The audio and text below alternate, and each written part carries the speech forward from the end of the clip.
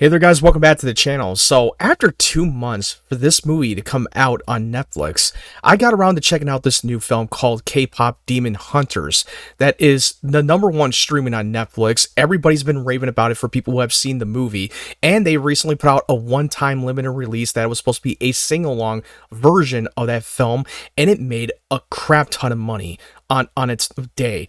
And I didn't know if I was going to be into it. I didn't know that this film was going to be made for me. So for this movie, K-pop, this is supposed to be about a group of women who are Korean pop star artists who are secretly living a double life as demon hunters that protects any supernatural threats, which are demons.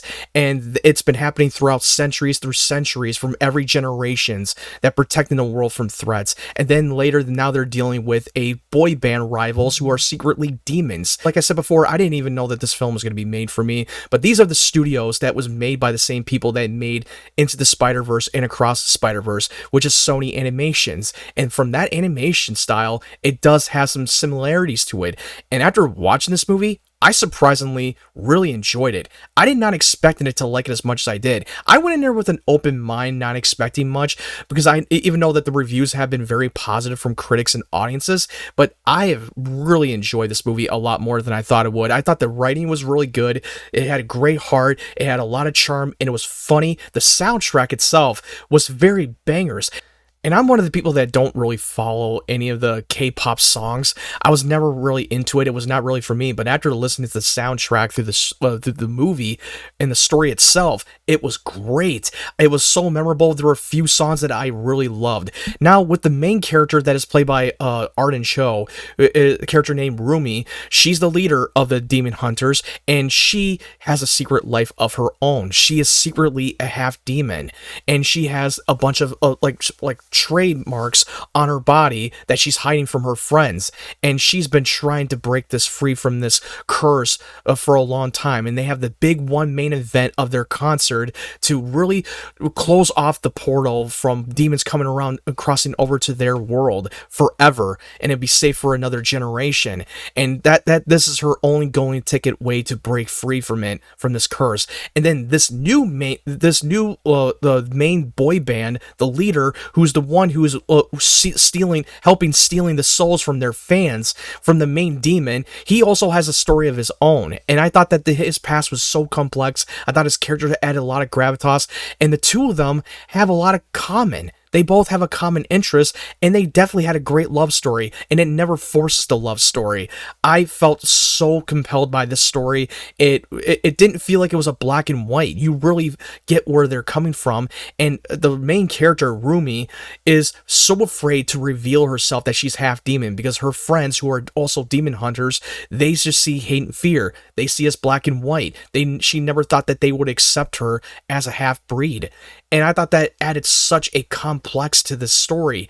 It's so good. I love the animation style. Yes, it does add a little bit of elements to that whole Japanese anime tone to it, where they go a little heavy and over the top with the humor, but it works so well. And the action was beautiful. The color and the textures are popped so well. It was beautiful.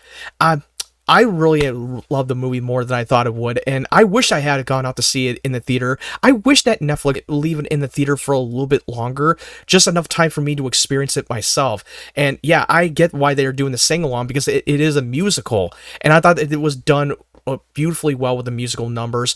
I felt so invested in the story. It added deeper meaning, and it added much more heart. I love that it's a metaphor that in times like this, that we live in a dark world, music is the only thing that helps unites us as one. It helps unite the world in harmony, and I really love that whole aspect of it, because the whole thing is just a bunch of metaphors, of course, and I love how they were able to do a whole world building of the mythology of the supernatural elements, and the voice casting is incredible. And the music that the K-pop artists, that the ones that sing those songs in real life, they even showed in the mid-credit scene in real life that they were in a studio, that they had to learn English version of these songs. And yeah, it had such a deep impact. But overall, this is definitely one of the best films of the year. It definitely became the #1 hit on Netflix. It still is to this day. A lot of people are talking about it and raving about it, and I wish that Netflix can decide to keep it in the theaters longer to make a lot of money, because because from that day when they were selling tickets for that sing-along version, they sold out. It was a packed showing, and I feel like if they add more showings and add more time, I guarantee that this movie is going to make a lot of money. And this is made by the studio from Sony. This is from Sony Animation. Most Netflix movies, it's very rare that they put out movies that are theatrical release. I think they need to learn something, that once you put this out in the theatrical release, if it's doing so well, it will help the streaming numbers even more and not the other way around. And I hope that Netflix can learn something, because there's going to be another film that they're going to put out a limited release for that Frankenstein movie with Guillermo del Toro.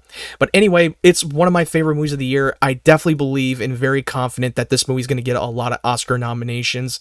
Anyway, I'm going to give this movie a 9.5 out of 10. There are some things that I wish they could have done a little bit more with the mythology, and I definitely believe that this leaves the door open for them to do more prequels, because they acknowledge that every three generation of singers and hunters have done it throughout centuries, and I think that they can leave the door open to expand upon it. But I wouldn't be surprised if they do a sequel, because the first one is so good. And yes, it does have a beginning, middle, and end, and it leaves the seed, and it leaves the door open for them to ever want to come back to that world again. But anyway, what did you think of K-Pop Demon Hunters? Let me know your thoughts in the comment section below. If you like this review, make sure you hit that like button. It definitely helps the YouTube algorithm. And if you're new to the channel, make sure you hit that subscribe button and turn on the bell notifications so you know when my videos are up. But anyway, thank you guys for watching. I hope you guys have a great day, great evening, wherever you're from. If you want to follow my social media links, the link tree will be down in the description down below. And stay tuned for more of my content.